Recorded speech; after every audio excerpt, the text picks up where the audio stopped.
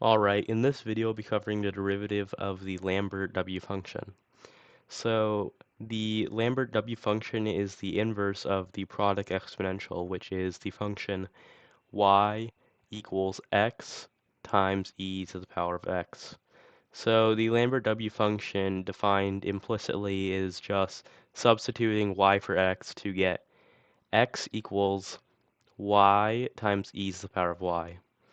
To write this explicitly, we take capital W of both sides. We have capital W of x times the capital W of y times e to the power of y. But we define the Lambert W function to be the inverse of the product exponential. So when we put in the product exponential variable, we will get back the original variable. Therefore, W of x is just going to be equal to y. So now to find a derivative, I will use our original implicit definition here. So x equals y times e to the power of y. So we have the derivative of x equals y times e to the power of y. So first on the left-hand side, we have the derivative of x, which is just going to be 1. And now we have the derivative of y times e to the power of y. So this is a product rule. So derivative of y is dy over dx.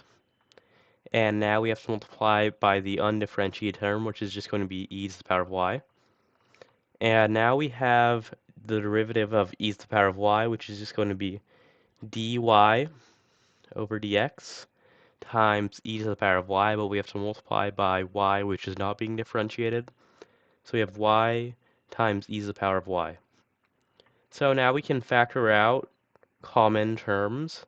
So we'll factor out dy over dx, and we can also factor out e to the power of y. So we only have one of these here, and we have y of these here. So now we can divide e to the power of y times 1 plus y to isolate the derivative. So I'll rewrite this as w prime of x, which is the derivative of the Lambert W function. So we'll have 1 over e to the power of y times 1 plus y. Alright, so the problem with this is we are writing it implicitly when we want it to be explicit.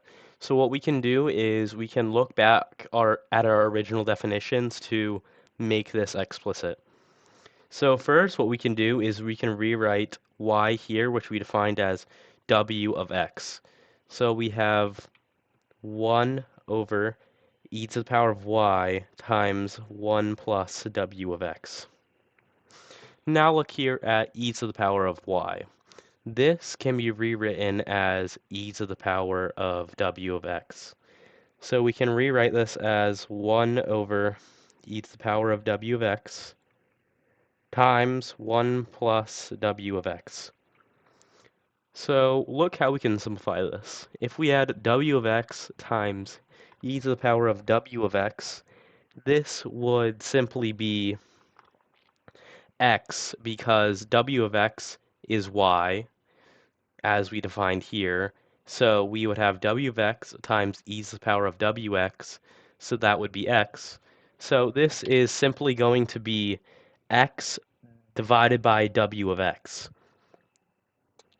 All right, so what we can do, we'll just have 1 over x divided by w of x, and then we keep our original w of x plus 1 here. So now going over here, what we can do is we can distribute this. So x divided by w of x multiplied by wx, it just cancels and gives us x. And now we have x divided by w of x multiplied by 1, so that's just going to be x times x divided by w of x. So now we can multiply the numerator and denominator by w of x to get w of x equals x w of x plus x. So lastly, I will simply have the derivative of the Lambert W function is equal to w of x divided by, I will factor out x, to have w of x plus 1. And that is our final solution. So make sure to subscribe to the channel if you enjoyed this content.